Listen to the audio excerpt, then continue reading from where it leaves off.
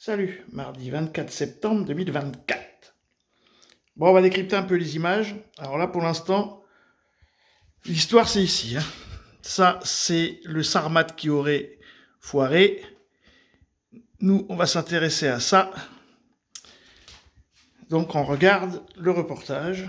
Parce qu'en fait, je voulais le faire depuis longtemps, cette vidéo, mais il faut avoir les trois images en même temps. Les remplacés en 2020, puis 2021, et puis on attend toujours. Donc la deuxième image. Troisième image. C'est vraiment extrêmement lourd, voilà, bon, on va revenir.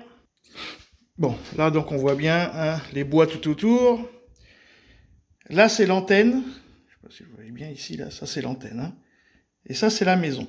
Bon, là on voit, apparemment, c'est tout gris. Bon, ça a explosé, on voit les dégâts à peu près sur ici. Il n'y a pas de raison que ça ait été touché, ni là.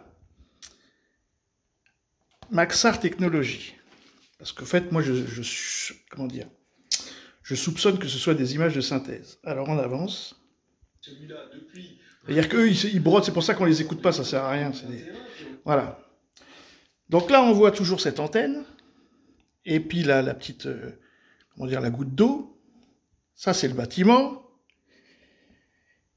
Et c'est bien goudronné. Vous voyez, nickel, le petit truc vert, là. Bon, c'est propre. Et donc, on voit qu'ici, c'est plutôt gris ou des petits arbres. Bon, et donc, l'explosion a eu lieu ici. Alors, le problème, c'est ça. Attends toujours. Donc, qu'est-ce qu'on sait sur l'opération ratée pour rappeler que c'est un missile? Voilà. Où est passé, alors ça, c'est bien l'antenne. Où sont passés les petits bosquets? Vous savez, tout ce qu'on avait vu, parce qu'il n'y a pas de raison qu'ils aient disparu ici. Bon, ça, d'accord, c'est plus gros. Bon, on voit bien d'ailleurs que c'est pas une... Comment dire, ils ont dit qu'il avait explosé dans son tunnel. Ça, c'est une explosion plutôt de quelque chose qui tape et qui ressort. Mais ça, c'est une autre histoire, c'est pas ça le sujet. Donc là, on voit les routes. Et puis, surtout, on ne voit plus ici, là. Donc la maison, l'antenne, le beau bosquet vert. Eh bien, on voit plus. On voit plus le goudron où c'était beau, c'était propre. Donc moi, je soupçonne que ça, c'est comme la Lune. C'est des images de synthèse et on nous raconte une histoire. Parce que moi, je trouve, à part les médias occidentaux, personne ne parle de cet échec de Sarmat. Alors après, c'est plus... ça ne va pas être le sujet de la vidéo, là. Mais il y a une histoire, il faut voir comment les Russes ils vont vouloir gérer l'affaire, quoi. Ce qui est sûr, c'est qu'ils sont, comme tout le monde, eux, ça sent l'ère nucléaire, donc il faut qu'ils fassent des essais. Mais comme il y a l'histoire avec Israël et l'Iran, vous savez que les armes russes nucléaires, comme d'ailleurs les Coréens du Nord, c'est sur des camions. Le Yars, c'est sur un camion, c'est un 12 roues, un 12 essieux. Et voilà, donc ça roule.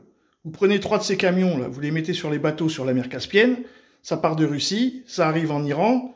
Les Iraniens, ils ont la bombe nucléaire sur des camions roulants. Puis dès qu'ils en ont plus besoin, ils les remettent dans les camions, et les camions, ils repartent en Russie.